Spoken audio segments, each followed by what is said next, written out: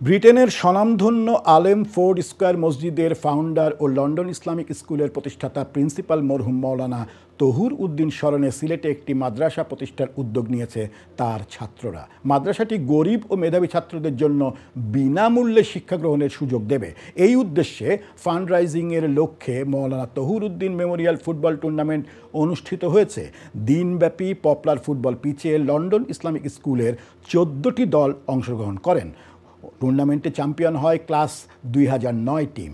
অংশগ্রহণকারী প্রতিটি দল ফান্ডরাইজিংয়ে অংশ নিয়ে প্রায় 30,000 পাউন্ড সংগ্রহ করে। পুরস্কার বিতরণী অনুষ্ঠানে উপস্থিত ছিলেন ফোর্ড স্কয়ার মসজিদের ইমাম ও কাউন্সিল অফ মস্কসের chairman Maulana Shamsul Haq, London Islamic স্কুলের হেড টিচার আব্দুল হাদি, মাওলানা ইনহাম উদ্দিন, শিক্ষক আরিফ আব্দুর রহমান, হেলাল উদ্দিন, ফয়সাল আহমেদ, ইউনুস আলী সহ আরও অনেকে।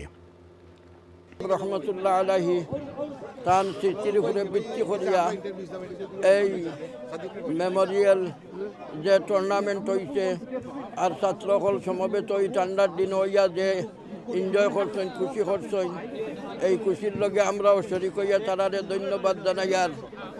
আর প্রতিষ্ঠানের সাথে তারা যে এখনও সম্পর্ক যুক্ত আছেন এ কথা দেখিয়া আর তারার স্মরণ আছে, এই স্মরণ যে তারা বরণ করিয়া নিরা সবে মিলিয়া এইটারেও আমরা স্বাগত জানাই। এই